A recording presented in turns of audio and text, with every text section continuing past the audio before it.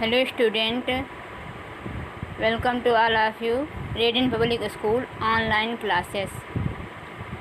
Class 6 chapter 2 संज्ञा और उसके विकार। आज हम सब लोग संज्ञा और उसके विकारों के बारे में अध्ययन करेंगे। संज्ञा की परिभाषा। संज्ञा किसे कहते हैं? यह संज्ञा किसी वस्तु, व्यक्ति, स्थान, भाव आदि के नाम को संज्ञा कहते हैं। ये तो हम अभी तक पढ़ते आ रहे हैं और आप याद भी अच्छे से हो गई है। लेकिन संज्ञा अगर देखा जाए तो देखने वाली जो भी चीज़ होती है उसका कुछ ना कुछ नाम होता है, तो वो सारी चीज़ें नेमिंग वर्ड को संज्ञा कहते हैं। सारी चीज़ें संज्ञा हैं।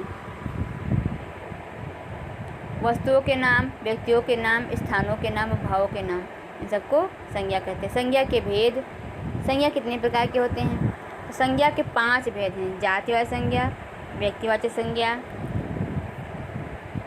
भाववाचक संज्ञा, समूहवाचक संज्ञा, द्रव्यवाचक संज्ञा। ये 5 संज्ञाएं होती हैं। अब भाववाचक संज्ञा की रचना कैसे होती है इसके बारे में पढ़ेंगे।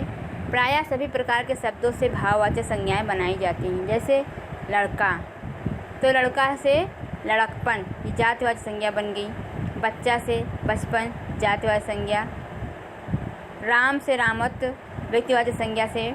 अपना से अपनत्व या अपनापन, सर्वनाम से। भला से भलाई, विशेषण से। दौड़ना से दौड़, क्रिया से। बहना से बहाव, क्रिया से। शाबाश से शाबाशी, अव्यय से। वाह से वाहवाही, अव्यय से। इस प्रकार देखते हैं हम कि चाहे जातीय संज्ञा हो, व्यक्तिगत संज्ञा हो, सर्वनाम हो, विशेषण हो, क्रिया हो, अव्यय हो, इन सब से भाववाचक संज्ञाएं बनाई जा सकती हैं। संज्ञा संबंधी विशेष बातें। कुछ विशेष बातें हैं संज्ञा के संबंध में, उनके बारे में चर्चा करेंगे। जब व्यक्तिवाचक संज्ञा का असाधारण धर्म सूचित करने के लिए प्रयोग किया जाता है तब व्यक्तिवाचक संज्ञा जातिवाचक संज्ञा हो जाती है। यानी कि संज्ञा परिवर्तित होती रही है। अगर वो व्यक्तिवाचक संज्ञा है तो वो जातिवाचक संज्ञा कैसे हो सकती है? जैसे कि यहाँ दिया है, भारतवर्ष में कई विक्रमादित्य हुए। तो भारत मतलब विक्रमादित्य व्यक्तिवाचक संज्ञा है, विशेष व्यक्ति का नाम है। लेकिन विक्रमादित्य की को अगर हम उनके बारे में, उनकी विशेषताओं के बारे में चर्चा करें तो इस तरह से विक्रमादित्य की विशेषताओं को देखते हुए भारतवर्ष में ये जातिवाचक संज्ञा बन गई। विक्रमादित्य हुए, मतलब कि कई ऐसे महान पुरुष हुए जो विक्रमादित्य की तरह हुए। राम मूर्ति कलयुग के भीम थे। भीम व्यक्तिवाचक विशेष व्यक्ति का नाम है, लेकिन राम मूर्ति मतलब कि भीम की तरह वो अडिग थे।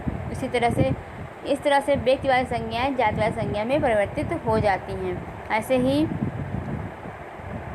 जब किसी अक्षर या शब्द का उपयोग अक्षर या शब्द के अर्थ में होता है तब वो व्यक्तिवाचक संज्ञा के समान होता है। जैसे ठंडा विशेषण है। का में री की मात्रा लगाने पर क्रिय बनता है। इन वाक्यों में ठंडा, क्रिय, री और क्रिय संज्ञा की तरह प्रयुक्त हुए हैं।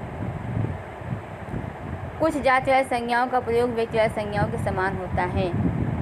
जैसे कि यह देवी का प्रसाद है, तो देवी से यहाँ पे देवी जातिवाचक संज्ञा है क्योंकि देवी विशेष देवी का नाम नहीं लिया गया है। लेकिन अगर इस तरह से दिया जाता है कि देवी के बड़ा, तो मतलब अगर पता है कि दुर्गा जी के बारे में बात की जा रही है तो यहाँ पे वो जातिवाचक से व्यक्तिवाचक संज्ञा हो जाती है। कभी कभी भाववाचक संज्ञा का प्रयोग जातिवाचक संज्ञा के समान होता है। शहर में चोरियाँ होने लगी, तो भाववाचक था चोरियाँ से जातिवाचक हो गया शब्द। इस तरह संज्ञाएं परिवर्तित होती रहती हैं। अभ्यास कार्य है। भाववाचक संज्ञा के 4 उदाहरण: बुढ़ापा, बचपन, भलाई और अपनत्व। इस तरह से भाववाचक संज्ञा हैं। फिर है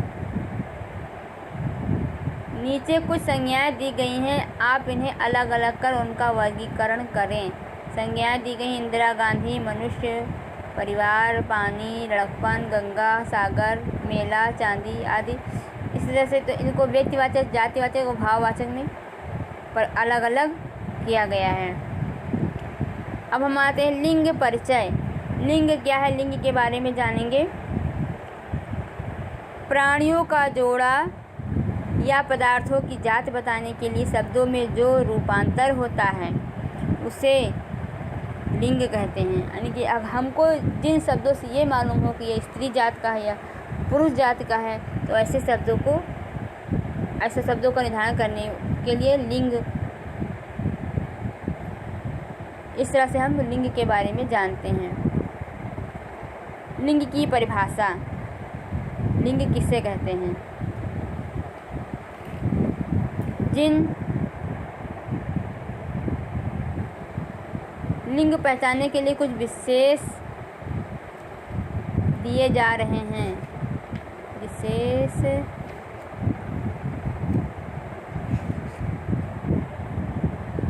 लिंग की पहचान हमें कैसे हो कि स्त्रीलिंग है या पुल्लिंग है, इसके लिए लिंग की परिभाषा पर समझ लें। लिंग किसे कहते हैं? जिस शब्द के जिस रूप से किसी व्यक्ति, वस्तु, स्थान, वस्तु आदि के पुरुष या स्त्री जात के होने का ज्ञान हो उसे लिंग कहते हैं। लिंग के लिए अगर हम जिन शब्दों से मालूम हो जाए कि हमको ये पुरुष जात का है या स्त्री जात का है, क्योंकि हिंदी में 2 ही लिंग होते हैं, स्त्रीलिंग और पुल्लिंग, तो इनकी पहचान के लिए जिन शब्दों का प्रयोग किया जाता है उन्हें ही लिंग कहते हैं।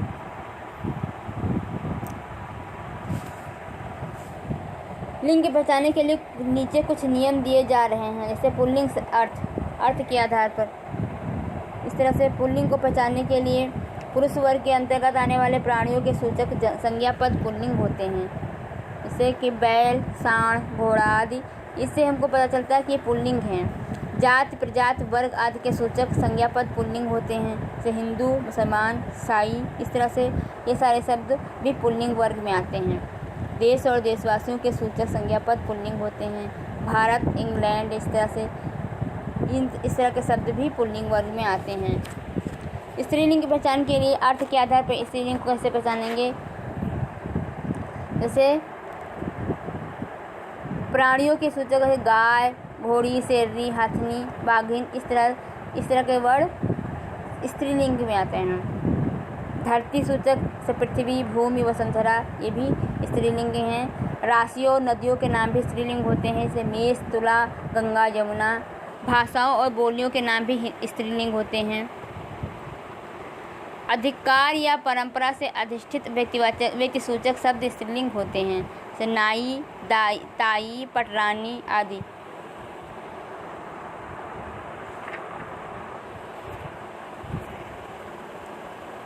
वाक्य द्वारा लिंग निर्णय। वाक्यों के द्वारा हम कैसे समझेंगे कि कौन सा लिंग है? जैसे कि पुल्लिंग शब्द, स्त्रीलिंग शब्द, पुल्लिंग शब्द के लिए का आता है, ना आता है, रा आता है, इसका प्रयोग किया जाता है। और स्त्रीलिंग के लिए संबंध अगर होता है तो की होता है, नी होता है, री है। जैसे कि किसकी, तो स्त्रीलिंग होता है। अगर कहा जाएगा किसका, तो वह पुल्लिंग शब्द होता है। इस तरह से विशेषण विध से कैसे पहचानेंगे कि ये स्त्रीलिंग है, पुल्लिंग है? तो जैसे लड़का अच्छा है तो पुल्लिंग है, अगर लड़की अच्छी है तो स्त्रीलिंग है। इस तरह के वर्ड स्त्रीलिंग और पुल्लिंग में विभाजित करते हैं इस तरह के शब्दों को। अभ्यास कार्य पे आ जाते हैं।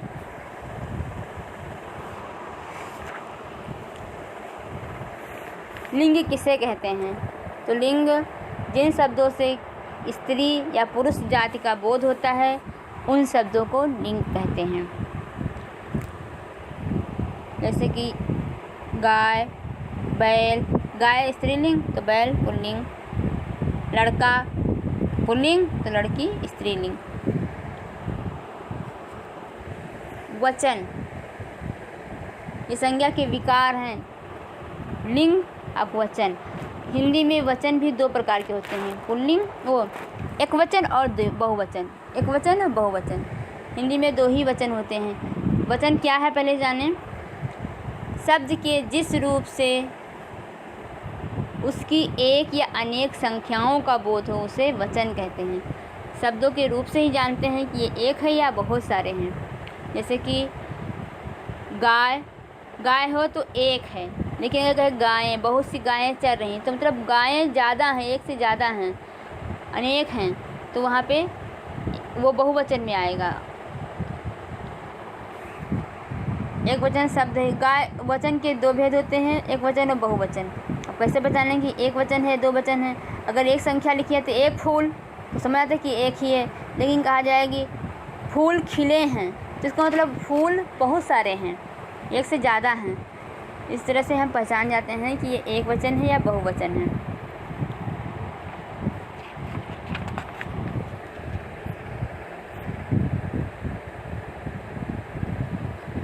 क्रिया रूप से पहचाने कैसे कि लिंग एक वचन है या बहुवचन है। जैसे मोर नाच रहा है, तो एक वचन है।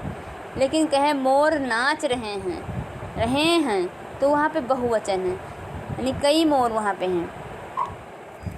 इस तरह से एक वचन और बहुवचन का निर्णय हो जाता है। एक वचन के स्थान पर बहुवचन का प्रयोग, कभी कभी एक वचन के स्थान पर बहुवचन का भी प्रयोग होता है।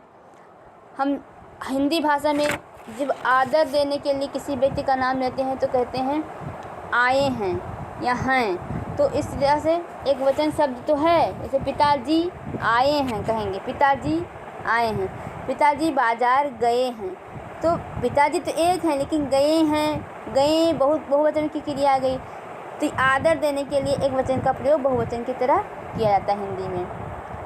बड़ापन दर्शाने के लिए भी वह के लिए वे कहा जाता है, जैसे कि वे आज खुश दिखाई पड़ रहे हैं। एक व्यक्ति है लेकिन फिर भी हम वे कह देते हैं, क्योंकि वह कहेंगे तो वहाँ पे थोड़ा अटपटा लगता है, आदर नहीं है, सम्मान नहीं आ सकता है इसमें। इस तरह से अब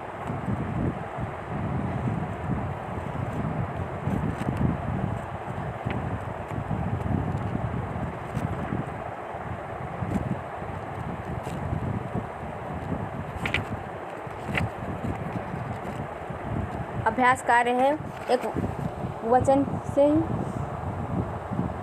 जैसे कि वचन को परिभाषित कर उसके भेदों को उदाहरण सहित अपनी कॉपी में लिखो। तो वचन किसे कहते हैं? ऐसे शब्द जिनसे हमको एक या अनेक संख्याओं का बोध होता है उसे वचन कहते हैं। और वचन के दो ही भेद होते हैं, एक वचन और बहुवचन। हिंदी में दो ही भेद हैं, संस्कृत में तीन भेद होते हैं। जैसे निम्नलिखित शब्दों का बहुवचन रूप बनाएं तो रात का रातें, जात का जातियाँ, लड़की का लड़कियाँ, शाखा का शाखाएँ, किताब किताबें, नाना तो कई नाना, लड़का लड़के, गाय गायें, कलम कलमें। अब आते हैं कारक। कारक किससे कहते हैं? संज्ञा या सर्वनाम के जिस रूप से उसका सीधा संबंध क्रिया के साथ ज्ञात हो वो कारक रहता है। कारक को समझना बहुत ही अनिवार्य है कि कारक के बारे में, कि कारक क्या है। कारक मतलब संज्ञा या सर्वनाम, तो उसका जब सीधा संबंध क्रिया से उसको संबंध रहते हैं तो वो उन चिन्हों के द्वारा दर्शाते हैं। कुछ चिन्ह होते हैं जैसे ने, में, पर, क्रिया का संबंध कारक से, वो कर्ता से, तो उन चिन्हों को कारक कहते हैं। जैसे कारक चिन्ह दिए हैं, हिंदी में 8 कारक होते हैं। 8 प्रकार के कारक होते हैं: कर्ता, कर्म, करण, संप्रदान, अपादान, संबंध, अधिकरण और संबोधन। तो उनके कारक चिन्ह हैं। कर्ता का कारक चिन्ह है ने, लेकिन कभी कभी ने चिन्ह दिखता नहीं है, लेकिन उस वाक्य में कर्ता कारक होता है। कर्म का चिन्ह भी कभी कभी नहीं दिखता है, कर्म का चिन्ह होता है को। कभी कभी किसी वाक्य में तो को होता है और किसी वाक्य में को का लोप होता है, वो दिखता नहीं लेकिन वहाँ पे को का प्रयोग होता है।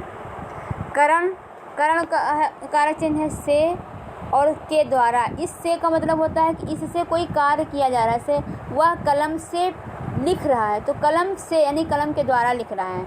इस तरह से जब कोई काम इसके द्वारा होता है, जब से आता है तो वहाँ पे वो करण कारक होता है। और संप्रदान कारक के लिए को या के लिए चिन्ह होता है। जैसे वो कपड़ा खरीदने के लिए बाजार गया, तो के लिए शब्द आए, यहाँ पे संप्रदान कारक होता है। अपादान कारक है से। अपादान कारक का चिन्ह होता है से।